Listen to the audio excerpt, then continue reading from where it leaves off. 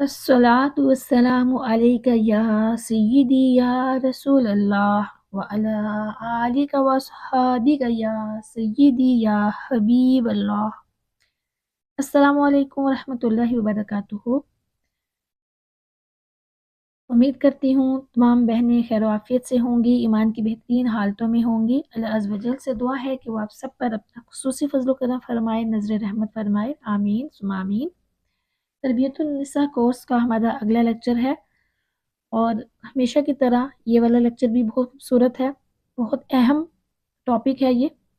اور وہ ٹاپک ہے عفو درگزر۔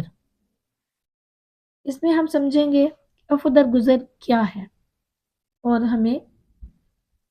اس کے بارے میں عفو درگزر کی فضیلت سمجھیں گے، اور ہمیں کیا کرنا چاہیے یہ بھی ہم سمجھیں گے۔ سب سے پہلے تو عفو درگزر کہتے کسے ہیں؟ عفو درگزر انسانی زندگی کا وہ حسن ہے جو انسان کے کردار میں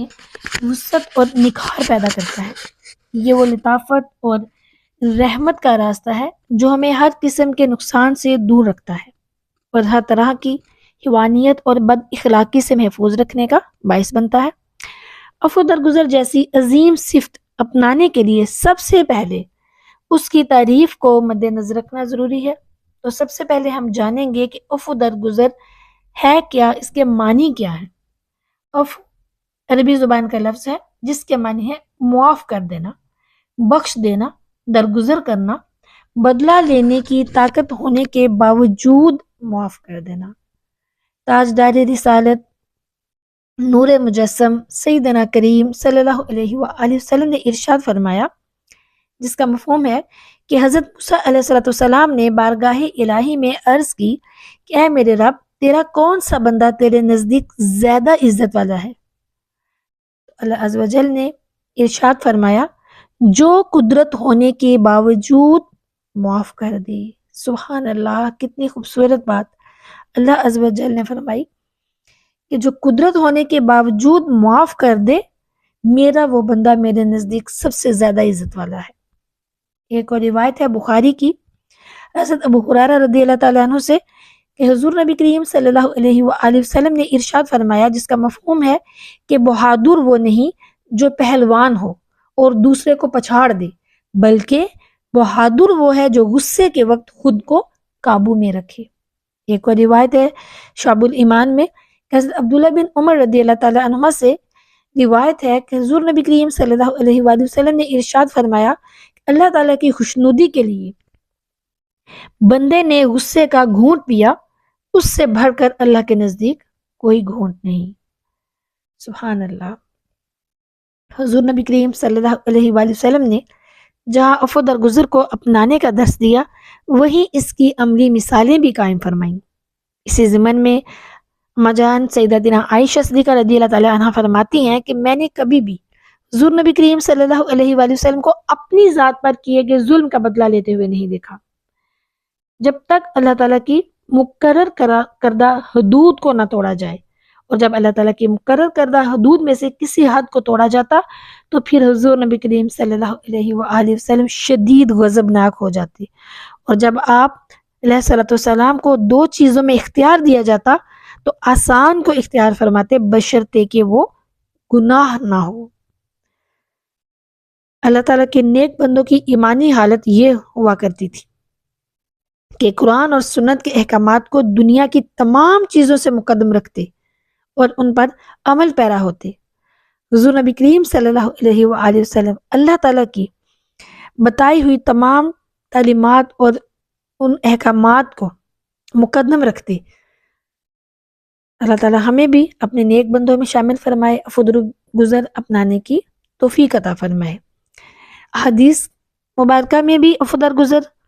اور قرآن پاک میں بھی عفو درگزر کا ذکر بار بار آیا ہے، لہٰذا سورہ آل عمران کی آیت نمبر 134 میں اللہ تعالیٰ فرماتا ہے، جس کا ترجمہ ہے، اور غصہ پینے والے اور لوگوں سے درگزر کرنے والے اور نیک لوگ اللہ کے محبوب ہیں۔ اسی طرح سورہ نور کی آیت نمبر 22 میں اللہ تعالیٰ فرماتا ہے، اس کا ترجمہ ہے، اور چاہیے کہ معاف کریں اور درگزر کریں، کیا تم اسے دوست نہیں رکھتے کہ اللہ تمہاری بخشش کرے اور اللہ بخشنے والا مہربان ہے؟ تو پیاری بہنوں اور بیٹیوں، آپ کو معلوم ہوا کہ لوگوں کی غلطیوں سے درگزر کرنا یہ ہمارے پیارے رب کریم کو بہت پسند ہے۔ یہ بات آپ یاد رکھیے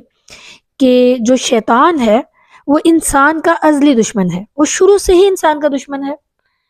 اسے ہرگز یہ گوارا نہیں کہ مسلمان آپس میں متحد ہو کر رہیں، ایک دوسرے کی خیر خواہی کریں، ایک دوسرے کی عزت اور ناموس کے محافظ بنیں، ایک دوسرے کی غلطیوں کو نظر انداز کریں، اپنے اندر برداشت کا مادہ پیدا کریں، اپنے حقوق معاف کر دیا کریں، دوسروں کے حقوق کا لحاظ رکھیں، ایک دوسرے کے ساتھ تعاون کریں، کیونکہ اگر ایسا ہو گیا تو معاشرے میں تو امن ہی امن ہو جائے گا اور شیطان ناکام اور نامراد ہو جائے گا۔ تو وہ شیطان ایسا تو نہیں چاہتا کہ وہ ناکام اور نامراد ہو جائے اور امن کا معاشرہ قائم ہو جائے، تو اس لیے وہ مسلمانوں کو معاف کرنے اور غصے پر قابو پانے بالکل بھی نہیں دیتا۔ لہٰذا شیطان کی مخالفت کرتے ہوئے اس کے وار کو ناکام بنا دیجیے، درگزر کرنا اختیار کیجیے اور رحمان کی باتوں پر عمل کیجیے۔ یاد رکھیں کہ کسی مسلمان سے غلطی ہو جائے تو اس کی غلطی ہو جانے پر اسے معاف کرنا اگرچہ ہمارے نفس پر نہایت دشوار ہے، ظاہر ہے بہت مشکل کام ہے۔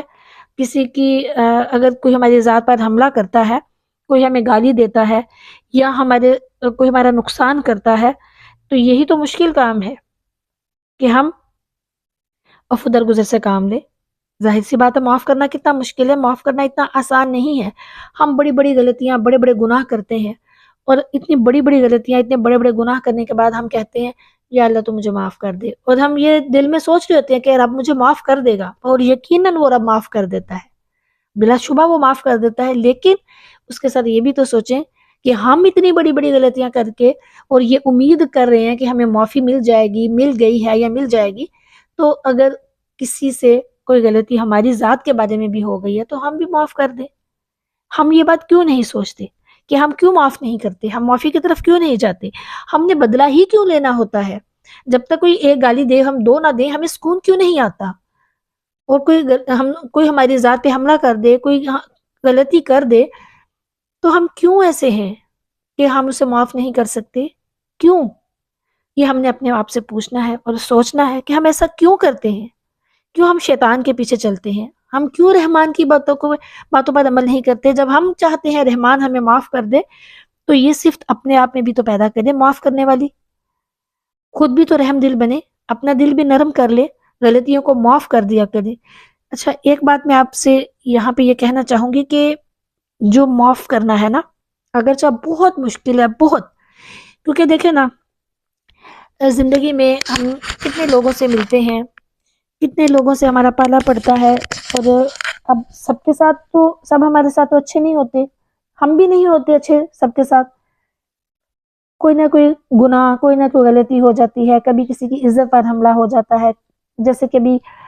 جیسے نندوں اور بھابھیوں کی لڑائیاں ہو جاتی ہیں، ساس کی لڑائی ہو جاتی ہے، بہو سے، بہو کی ساس سے ہو جاتی ہے، میاں بیوی کے آپس میں ہو جاتی ہے، بھائیوں بھائیوں کی ہو جاتی ہے، بہنوں بہنوں کی ہو جاتی ہے، بہن بھائیوں کی ہو جاتی ہے، ماموں چچا خالہ سب کے ساتھ ہماری لڑائیاں ہو جاتی ہیں۔ ظاہر سی بات ہے اکٹھے رہیں تو ذہن ایک دوسرے سے ملتے نہیں ہیں، اختلافات ہو جاتے ہیں، تو پھر جب اختلافات ہوتے ہیں تو پھر لڑائیاں ہوتی ہیں، تو لڑائی تو ہو جاتی ہے لیکن اختلافات بھی ہو جاتے ہیں، لیکن پہلے ہم نے جیسے پڑھا، ابھی تک ہم نے جتنے ٹاپکس پڑھے وہ اسی چیز پہ ہے نا، سارے معاشرتی جو ہماری برائیاں ہیں اور اب جو اچھائیاں ہیں ان پہ، تو ہمیں کیا کرنا ہے؟ کبھی ہمیں خاموش بھی ہو جانا چاہیے، کبھی کسی کو پلٹ کے جواب نہ بھی دیں تو کوئی بات نہیں، اور اگر ہم معاف بھی کر دیں، یعنی کسی نے بہت بڑا کوئی گناہ کر لیا ہے تو معاف بھی کر دیں، کوئی بات نہیں، اللہ کی رضا کے لیے معاف کرنا ہے۔ معاف کرنا مشکل تو ہے لیکن آپ نے اللہ کی رضا کے لیے کرنا ہے، اپنے لیے نہیں کرنا۔ آپ نے کہنا ہے کہ یا اللہ میں نے تیری رضا کے لیے، ان سب لوگوں کو معاف کر دیا جس نے میرے ساتھ جو بھی زیادتی کی، یا جو بھی میرے ساتھ کسی نے ظلم کیا، کچھ بھی کیا، تو یہ آپ نے لازمی کرنا ہے۔ ابھی آپ نے مجھ سے یہ عہد کرنا ہے، نیت کریں کہ ابھی تک میرا لیکچر سنا آپ نے، ابھی تک آپ کی زندگی میں جو بھی جس نے بھی کچھ بھی آپ کے ساتھ کیا، سب کو اللہ کی رضا کے لیے، حضور نبی کریم صلی اللہ علیہ وآلہ وسلم کی رضا کے لیے معاف کر دیں۔ نبی کریم صلی اللہ علیہ وآلہ وسلم کو اپنی امت سے بہت پیار ہے نا، آپ یہ کہیں کہ کریم آقا صلی اللہ علیہ وآلہ وسلم آپ اپنی امت کے لیے کتنا روئے تھے، کتنا زیادہ روتے رہے، تو میں کون ہوتی ہوں؟ جب آپ اپنی امت کے لیے روتے رہے کہ اللہ انہیں معاف کر دے، تو میں کیسے کسی کو معاف نہیں کر سکتی؟ بس یہ بات سوچیں اور اللہ سے کہیں اللہ تو بھی تو بڑا رحیم اور کریم ہے، اتنے بڑے بڑے گناہوں کو معاف کرنے والا ہے، میں نے خود پتہ نہیں زندگی میں کتنی غلطیاں گناہ کر دی، کچھ جانے انجانے میں کر دی اور کچھ جان بوجھ کے، تو مجھے معاف کر دے، میں نے تیری رضا کے لیے سب کو معاف کر دیا۔ آپ یہاں پر یہ دیکھیے گا، جب آپ ایسا کریں گی دل سے کر کے دیکھیے گا، خاموشی سے سکون سے بیٹھیے گا اور یہ سارا کچھ کیجیے گا، اور جب آپ یہ کریں گی تو آپ دیکھیے گا آپ کو دل کو عجیب سا سکون ملے گا، اتنا سکون ملے گا آپ کو، اتنا سکون ملے گا، آپ کہیں گی کہ کاش میں نے پہلے ہی سب کو معاف کر دیا ہوتا، تو سب کو معاف کر دے، بہت سکون ملے گا اور بہت اجر بھی ملے گا،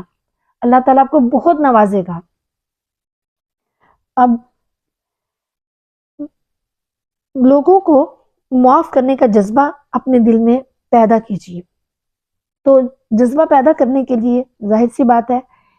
یہ سارے کام کرنے کے لیے اس سارے کاموں کی فضیلت اہمیت ہمیں پتہ ہوگی، تو پھر ہمارے لیے آسان ہوگا یہ سب کرنا۔ تو لوگوں سے درگزر کرنے کے بارے میں آپ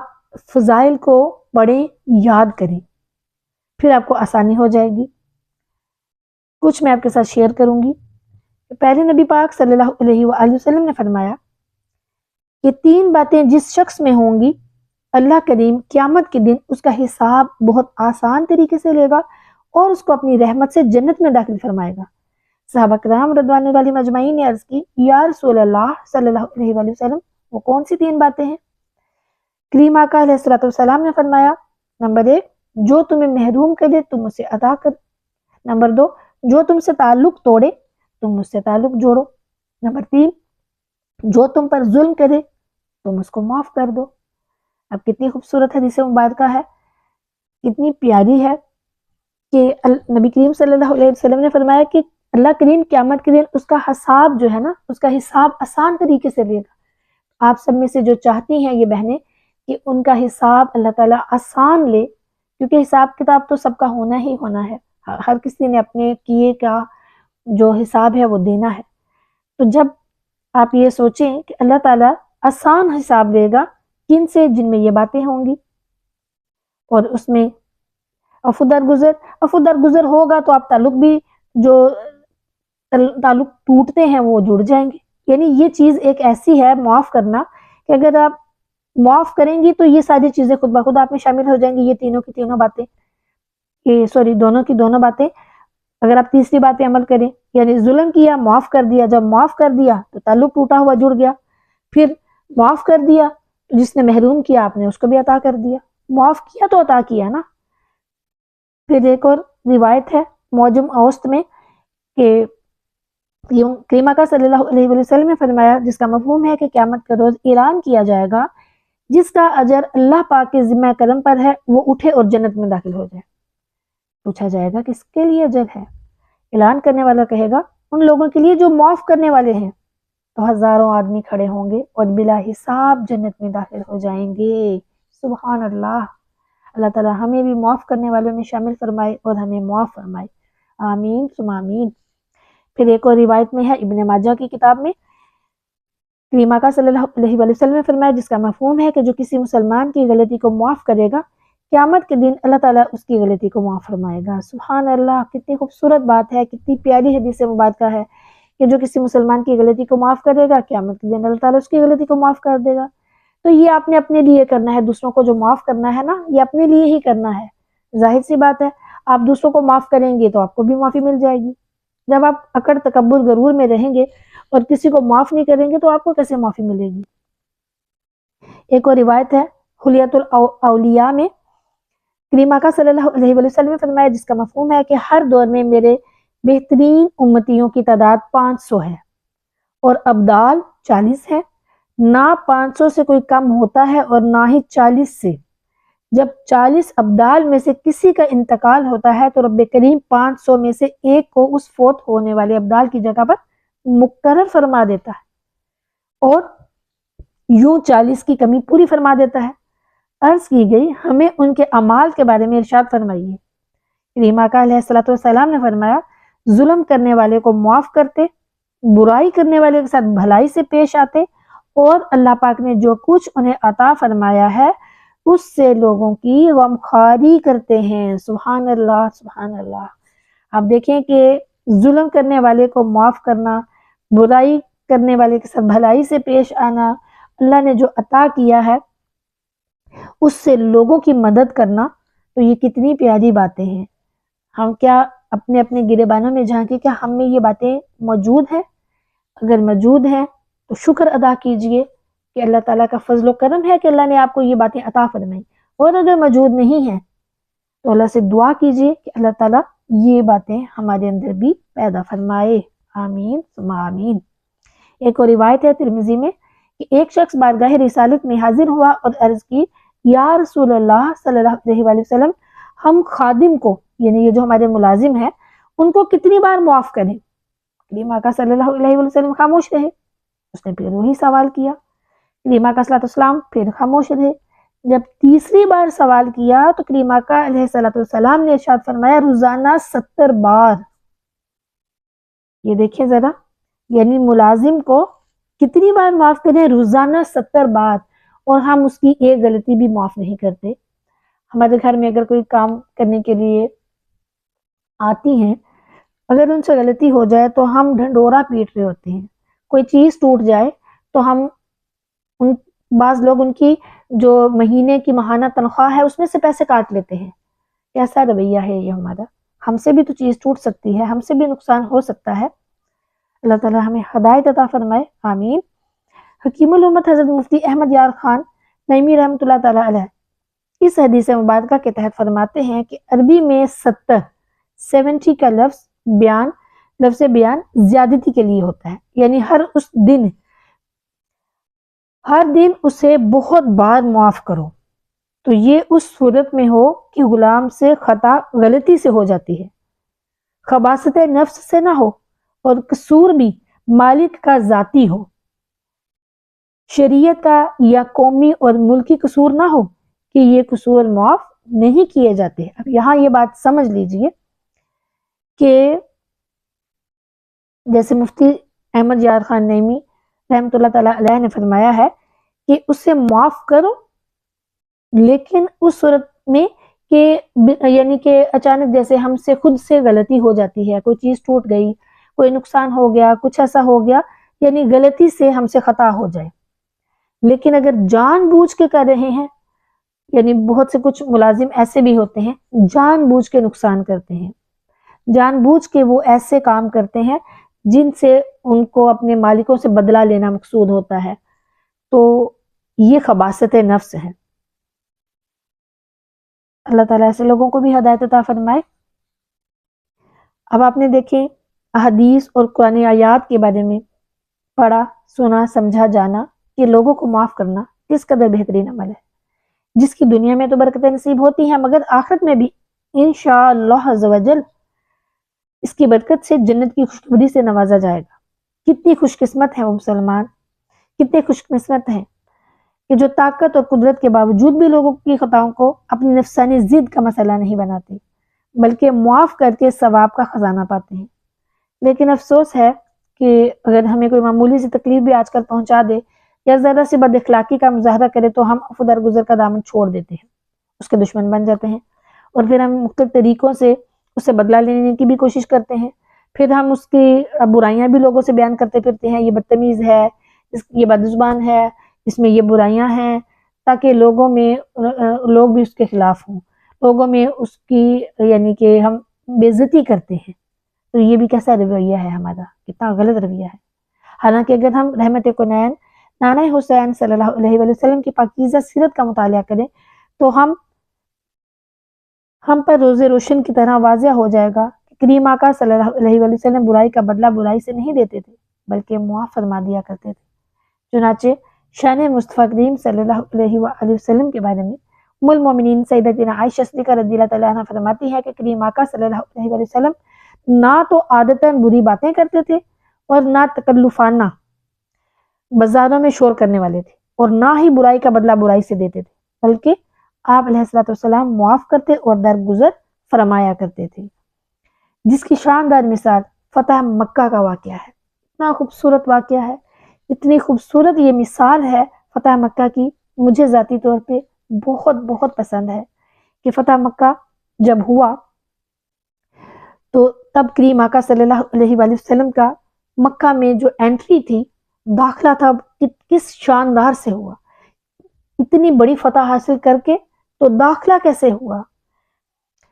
مکہ فتح ہونے سے پہلے جن کفار بد اتوار کی طرف سے کریم آقا صلی اللہ علیہ وآلہ وسلم اور صحابہ کرام رضوان اللہ اجمعین پر زمین تنگ کر دی گئی تھی، طرح طرح کی تکلیفیں دی گئیں، دردناک قسم کی بہت زیادہ تکلیفیں دی گئیں، پریشانیاں اٹھانی پڑیں۔ پھر جب مکہ فتح ہوا اور مسلمانوں کو غلبہ حاصل ہوا، اس کے بعد دیگر قیدیوں کے ساتھ ساتھ تکلیفیں دینے والے ان خون خوار درندوں کو بھی گرفتار کیا گیا، کریم آقا صلی اللہ علیہ وآلہ وسلم کی بارگاہ میں لایا گیا۔ تو اس موقع پر کیا ہوا، کریم آقا صلی اللہ علیہ وآلہ وسلم سب کو معاف کر دیا، عام معافی کا اعلان کر دیا۔ کریم آقا صلی اللہ علیہ وسلم جب فتح مکہ ہوا تو مکہ میں داخل ہوئے تو روتے ہوئے داخل ہوئے۔ کریم آقا علیہ السلام کی آنکھوں سے آنسو جاری ہیں، اور وہ مکہ کو فتح کر کے کیسے عاجزی اور انکساری کے ساتھ اپنے رب عز و جل کی بارگاہ میں اس کا شکر ادا کرتے ہوئے داخل ہو رہے ہیں۔ دنیا کا کوئی شہنشاہ، کوئی بادشاہ ہوتا تو وہ ایسے کرتا؟ وہ تو سب کو سزائیں دیتا، سب کو پھانسیوں پہ لٹکا دیتا، کسی کو معاف نہ کرتا، اور جب فتح ہوتا، اس کا شہر فتح کرتا اور داخل ہوتا تو کیسے تکبر اور غرور سے داخل ہوتا۔ یہ دنیا کے بادشاہ رحمت عالم سرور کون و مقام سیدنا کریم صلی اللہ علیہ وآلہ وسلم کی ذات مبارکہ، یہ ہے شان مصطفیٰ، کریم آقا صلی اللہ علیہ وسلم کی شان مصطفیٰ، شان کریمی ہے، اور کریم آقا علیہ السلام کی عاجزی اور انکساری ہے۔ کریم آقا علیہ السلام کی یہ کتنی خوبصورت شان ہے کہ وہ داخل ہوئے تو بالکل آنسو بہاتے ہوئے داخل ہوئے، وہ سب کو معاف کر دیا۔ اپنے پیارے چچا سیدنا حمزہ رضی اللہ تعالی عنہ، ان کو جس نے شہید کیا، کتنی بے دردی سے شہید کیا، اگر ان کی شہادت کا آپ واقعہ پڑھیں تو آپ کے رونگٹے کھڑے ہو جائیں، آپ رونا شروع کر دیں کہ کیسے ان کی شہادت ہوئی، کیسے ان کا مسئلہ کیا گیا، کیسے ان کے جسم کے ٹکڑے کیے گئے، اور اتنے بہادر اور پیارے آقا صلی اللہ علیہ وسلم کو اتنی محبت اور اتنا پیار اپنے چچا جان سے، اور ان کے ساتھ کیا کیا گیا۔ یہاں پہ کریم آقا علیہ السلام نے ان کے ساتھ یہ سلوک کرنے والوں کے ساتھ بھی کچھ نہ کیا، ان کو بھی معاف کر دیا۔ اتنی بڑی شان ہے ہمارے پیارے آقا صلی اللہ علیہ وسلم کی، اتنی بڑی شان ہے، سب کو معاف کر دیا۔ اور آج ہم کسی کی ایک گالی بھی برداشت نہیں کرتے، اور اس کو جب تک 10 گالیاں دیتے نہیں، ہم معافی تو ہمارے بالکل بھی اندر شامل نہیں ہے نا، معاف کرنا تو ہمیں آتا ہی نہیں ہے، ہمیں پسند ہی نہیں یہ بات کہ ہم کسی کو معاف کریں۔ کہاں شہنشاہ دو عالم کریم آقا علیہ السلام نے کیسے کیسے معاف کیا سب کو، یہاں تک ابو سفیان کے گھر جو داخل ہو جائے اس کے لیے امن ہے یہ تک فرما دیا، حالانکہ وہی ابو سفیان کتنے بڑے دشمن تھے اسلام کی۔ اللہ تعالیٰ ہم سب کو ہدایت دے، اللہ تعالیٰ ہم سب کو معاف فرما دے، اور اللہ تعالیٰ ہمیں یہ توفیق دے کہ ہم اپنی ذات کے لیے چھوٹی چھوٹی باتوں کے لیے ایسے ہی دوسروں کے ساتھ غصہ نہ کریں اور بغض حسد کینے نہ پالیں، بلکہ معاف کر دے۔ یا اللہ عز و جل ہم سب کو ہدایت عطا فرما، ایمان اور ہدایت پر استقامت عطا فرما، ایمان اور ہدایت پر ہمیں ہمارا خاتمہ فرما، ہمیں معاف کرنے والوں میں شامل فرما دے، ہمارے گناہوں کو بھی معاف فرما دے، اور ہم بھی دوسروں کو معاف کریں، عفو درگزر کی جو مادہ ہے ہمارے اندر پیدا فرما، آمین ثم آمین۔ آئیے ساری بہنیں مل کے میرے ساتھ یہ نیت کریں کہ آج کے بعد کوشش کریں گی کہ دوسروں کو معاف کریں گی، معاف کرنا سیکھ جائیں، دوسروں کو معاف کرنا شروع کر دیں، چھوٹی چھوٹی غلطیوں کو بھی معاف کر دیں، بڑی بڑی کو بھی معاف کر دیں، کوئی بات نہیں، پھر کیا ہوا، اللہ تعالیٰ کی رضا حاصل کرنے کے لیے اگر مشکل پیش آ رہی ہے تو بس یہ سوچ لیں کہ میں اللہ تیری رضا کے لیے کر رہی ہوں، بس اللہ کی رضا کے لیے کہیں اور معاف کر دیں۔ کسی نے آپ کے ساتھ جو بھی کہا، جو بھی کیا، جو ظلم کیا، مسلمان بہن بھائی ہیں آپ کے، کوئی بھی ہیں، آپ ان کو معاف کر دیں اللہ کی رضا کے لیے، اور دیکھیے گا آپ کو اس کی کتنی برکتیں ملیں گی۔ ہاں یہ ضرور کہیے گا اے میرے رب کریم، فلاں نے میرے ساتھ ظلم کیا، فلاں نے مجھے یہ تکلیف پہنچائی ہے، لیکن میں تیری رضا کے لیے اسے معاف کرتی ہوں، تو مجھے معاف کر دے۔ تو انشاءاللہ عز و جل اللہ آپ کو معاف بھی کر دے گا، آپ کو برکتیں بھی عطا فرمائے گا، رحمتیں بھی عطا فرمائے گا، دنیا میں بھی اس کا اجر دے گا، آخرت میں بھی دے گا۔ کر کے تو دیکھیں، کوئی کرتا نہیں ہے نا، کر کے تو دیکھیں۔ اللہ تعالی ہم سب کو ہدایت عطا فرمائے، آمین۔